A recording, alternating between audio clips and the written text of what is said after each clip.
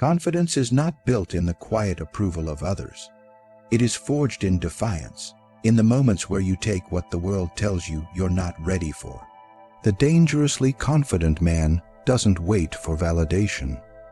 He doesn't ask if he's qualified. He moves forward with the unwavering belief that qualification itself is irrelevant when power is the goal. He doesn't seek permission. He understands that true influence begins when you reject the need for it. Authority is never handed over freely. It is seized, ripped from the hands of the indecisive, the weak, the hesitant. This man doesn't follow. He makes others believe they should follow him. From the moment you're born, you're conditioned to obey parents, teachers, bosses. You're rewarded for compliance and punished for rebellion. But what they don't tell you is that every figure you admire, every leader, every dominant presence, at some point disobeyed the rules designed to keep him in line. That's the inflection point where confidence mutates into something dangerous. You stop looking up for approval and start looking forward, unblinking, unshaken. While others hesitate, you move. While they weigh consequences, you calculate advantages. You become a threat, not because you're violent or reckless, but because your will refuses to be caged by social approval.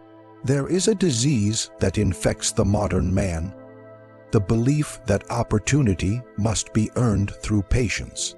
That power is something others will one day recognize in you, if you work quietly and diligently long enough. This is a lie told by those who benefit from your silence. The dangerously confident man realizes that every throne is empty until someone has the courage to sit in it. He walks into rooms like he owns them, not because he actually does, but because people are more likely to believe he does if he acts like it. This is not arrogance. This is strategy. When others doubt themselves, they stall. When they stall, they shrink. And when they shrink, the confident man takes what they were too afraid to claim. He understands that leadership isn't granted by committee. It is declared. It is demonstrated. He understands that most people don't know what they want until someone stronger tells them. And once you position yourself as that voice, decisive, unshakable, certain they follow, not because they believe you're always right, but because you act like you are. And in a world addicted to doubt, certainty is magnetic, but make no mistake, this isn't about loudness. True power doesn't scream, it whispers with a knife in its sleeve. The dangerously confident man isn't the one yelling to be noticed. He's the one everyone watches in silence. He doesn't need the spotlight. The room bends around his presence. Every movement is deliberate. Every word is intentional. He's not trying to prove himself. He's too busy taking what others are still thinking about. This mindset turns hesitation into fuel. When people say you're moving too fast, it's because they're too slow. When they say you're being too bold, it's because they fear what boldness might reveal about their own cowardice. The confident man interprets every warning, every doubt, every whisper of resistance as confirmation that he is becoming a threat to the natural order. And that's the point, that's the goal. If you don't disturb the system, you are owned by it. If you wait for the green light, you'll never move. The system was designed to make you doubt your timing, so that the bold never rise. The dangerously confident man refuses to wait. He studies the weak, not to sympathize, but to understand what gave them their fate. He recognizes that power respects action, not intentions. That results are the only language the world speaks fluently. If he fails, he does so while advancing. If he wins, it's because he never stood still. To him, fear is not a stop sign. It's a signal that he's heading in the right direction. Because everything worth having exists behind a door guarded by fear, by resistance, by the trembling hands of lesser men. And that door doesn't open for the polite. It opens for the man who breaks it down and plants his flag where others never dared to knock. There is a sickness among men today, the delusion that being liked is the same as being respected, that kindness alone will protect you, elevate you, and make you untouchable. But this is a dangerous fantasy. The world doesn't reward pure intentions. It rewards the capacity to enforce them. Kindness without strength is seen as softness, and softness in the eyes of the ambitious is weakness. A man who leads with only empathy is a man waiting to be used. He becomes the bridge everyone walks on to reach their own goals. They smile while stepping on him, grateful for how easy he made it. The dangerously confident man understands this dynamic. He does not reject kindness, he simply refuses to let it lead. Strength must come first, or your kindness becomes a discount offer on your dignity. The world will exploit it. Manipulators, opportunists, even those closest to you will begin to expect your compassion as a duty, not a gift. When your kindness is assumed, it loses its power, but when it is controlled, when it is offered sparingly and wrapped in strength, it becomes rare and therefore valuable. A dangerous man does not give freely, he gives deliberately, and the more deliberate he is, the more others respect the hand that feeds them. To be truly dangerous is to be capable of violence but choose peace, to be able to destroy but opt for discipline. That is real power. Not the inability to harm, but the refusal to do so from a position of control. The sheep is not virtuous because it is harmless. It is harmless because it is incapable. There is no moral glory in weakness, only in restraint backed by real power. And those who confuse harmlessness with goodness are destined to be prey for those who know the difference. You've seen it before, the nice guy who does everything right, helpful, loyal, selfless, and yet he is overlooked, disrespected, sometimes even laughed at. Why? Because he never learned to balance kindness with authority. He operates on the belief that being good should be enough, but it never is. The world respects hierarchy, not humility. It recognizes dominance, not desperation. When you lack strength, your kindness is seen as a default behavior, not a conscious choice. It's not impressive, it's expected, and expectations kill appreciation. The dangerously confident man doesn't chase validation through generosity. He offers value, but he never lets it be mistaken for servitude. His kindness has edges. He's the storm with a quiet smile, the fire behind the calm voice. People know that disrespect will be met, not with words but with consequences. He doesn't threaten, he enforces. And because of that, his kindness lands differently. It's remembered, it's earned, because it comes from a man who could dominate but doesn't need to prove it unless provoked. This kind of presence changes everything. When people sense your strength beneath your words, they listen more carefully. When they know your silence could turn into action, they speak to you with a different tone. When your kindness is rare, it is treasured. This is how you command loyalty without begging for it. You condition others to treat your time, your energy, and your character as sacred not because you demanded it, but because you made it costly to disrespect you. Those who lead with kindness but lack strength often find themselves betrayed. Their help is taken for granted. Their empathy is mistaken for weakness, and in the moment they finally say no. The very people they sacrificed for turn on them. Why? Because they were never respected. They were tolerated until they were no longer useful. The dangerously confident man avoids this fate by ensuring that every act of kindness is framed by a foundation of self-respect and power. He is not afraid to disappoint. He is not scared of judgment. His kindness is not a plea to be liked.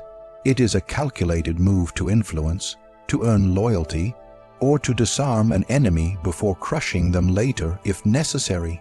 In the world of power, niceness without muscle is a death sentence. It invites leeches, opportunists, and cowards who see you as a source to be drained. If you are always available, always agreeable, always giving, you are teaching people that your boundaries are optional. And once your boundaries are optional, you cease to have any real identity. The dangerously confident man rejects this. His kindness is on his terms, and his terms are non-negotiable. That is why people respect him. That is why his presence commands attention. That is why his smile is more unsettling than another man's threats. Because behind that smile is a sword no one wants to see unsheathed. Perception is more powerful than truth. What people believe about you often matters more than who you actually are. In a world ruled by appearances, the man who masters perception holds more power than the man who speaks the truth. The dangerously confident man understands this with painful clarity. He doesn't waste time proving himself in silence, hoping the world will eventually see him for who he is. Instead, he becomes a craftsman of illusion, sculpting the version of himself that others fear, admire, or obey. He knows that if he can control what people see, he can control what they think. And if he can control what they think, he doesn't need to ask for anything. He simply takes it. It is not deception. It is dominance through presentation. People don't follow reality. They follow signals. They are drawn to symbols of power, authority, certainty. They look at how you move, how you speak, how you respond under pressure. They analyze your posture, your silence, your gaze. If you carry yourself like a leader, they assume you are one. If you act like you've already won, they begin to question whether they've already lost. The confident man doesn't wait for recognition. He creates it. He walks into the room with the weight of someone who is owed something. And people respond accordingly, not because he said it, but because he made them feel it. The weak man thinks that being authentic means being completely transparent. That vulnerability alone is strength, but the world is not your therapist. It does not reward the full exposure of your insecurities. It exploits them. The dangerously confident man knows when to show his soul and when to guard it like a fortress. He is not a liar. He is a strategist. He reveals only what is useful, and he conceals what others might use against him. The mystery becomes his armor. The silence becomes his weapon. And in that ambiguity, others project their own fears, their own fantasies, their own assumptions onto him. He lets them, because control over perception is control over their behavior. When you appear certain, people question themselves. When you appear unshaken, others hesitate. This is the law of psychological warfare. Power is rarely about physical force. It's about mental positioning. Make others believe you're 10 steps ahead, and they'll start holding back, second, guessing themselves, hesitating to move forward. In that pause, you act. In that confusion, you win. The confident man creates the illusion of control even when chaos surrounds him. He looks calm not because everything is under control, but because everyone around him must believe it is. Their belief becomes reality. Their reaction becomes obedience. People are too distracted, too self-absorbed to know what's true. They fill in gaps with what feels right. If you appear successful, they assume you are. If you look powerful, they treat you differently. This isn't vanity, it's psychology. Humans are wired to respond to status, to certainty, to dominance. The man who radiates composure in public becomes untouchable even if he bleeds in private. He doesn't need to fix everything behind the curtain. He only needs to ensure that the curtain never opens. This is why appearance must be maintained at all costs. Weakness shown too early invites attack. Doubt spoken out loud spreads like poison. The dangerously confident man might feel fear, but he'll wear it like steel beneath velvet.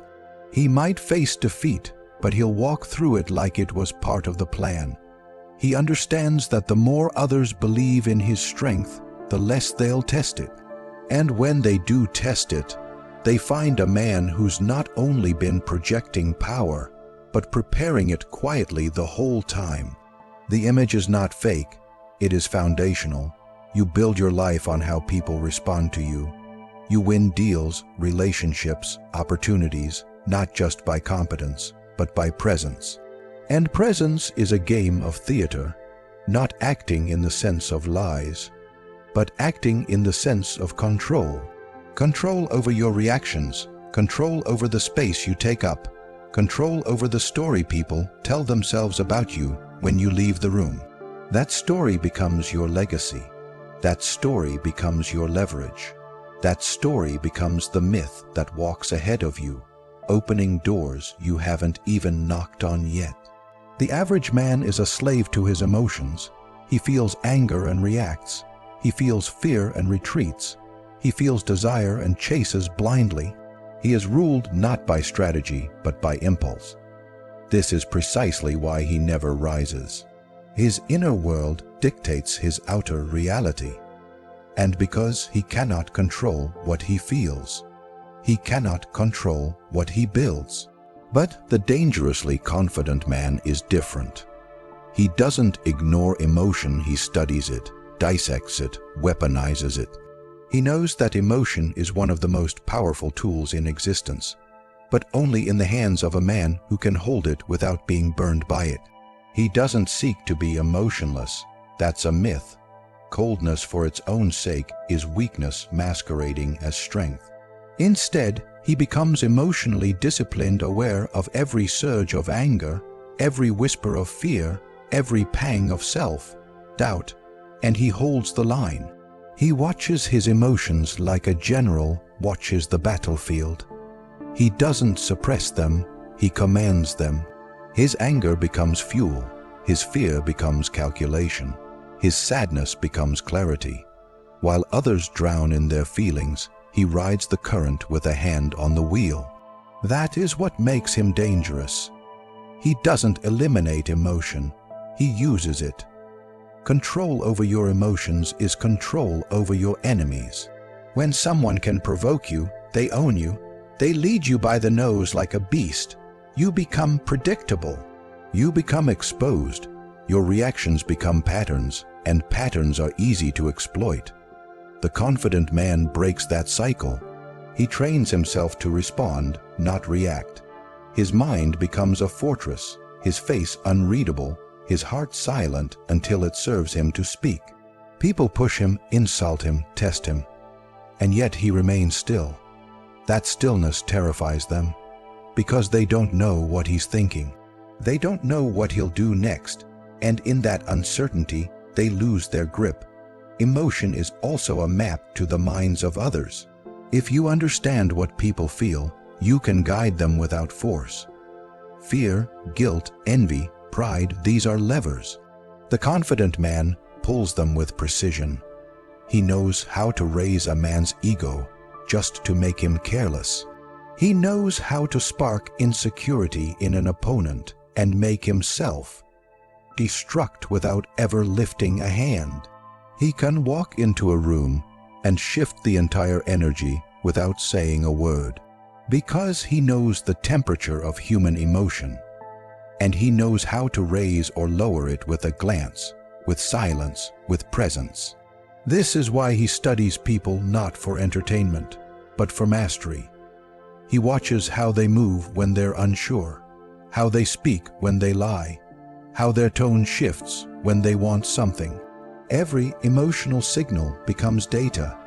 Every outburst, every compliment, every hesitation reveals the structure of their psychology. And once he knows how they operate emotionally, he can bend them without them realizing it. He can lead without ever looking like a leader. He can dominate without ever shouting, because the real battlefield isn't external, it's internal. And he has already won that war within himself. This mastery of emotion allows him to face chaos without flinching. When others panic, he thinks. When others scream, he strategizes. In the storm, he is calm, not because the storm doesn't affect him, but because he prepared his mind long before the storm arrived. He trained it like a weapon. He understood that real power is the ability to remain composed when every part of you wants to collapse. That composure becomes intimidation. It becomes leverage. It becomes leadership. Even in relationships, this man remains in control. He knows how to feel deeply without becoming dependent. He can love without being blinded. He can walk away when respect is lost, because his emotions serve his values, not the other way around. He doesn't chase, beg, or plead. He doesn't fall apart when things go wrong. He extracts meaning from pain. SPIRIT UPSFORING can enemy blueprint, and TACTICALFINANAF. Every betrayal becomes armor. Every emotional scar becomes a symbol of how much he can endure without losing the core of who he is. The world is ruled by emotion. Markets crash because of fear. Empires fall because of pride. Leaders crumble because of shame. Entire civilizations shift because of rage or hope. The man who understands this, who uses it but never bows to it, can move through the world with surgical precision. He can destroy gently, uplift strategically, disappear silently, and return more powerful than before. Emotion becomes his fire, but he holds the flame without letting it consume him. He burns brighter, but never burns out. Loyalty is the illusion that ruins many powerful men.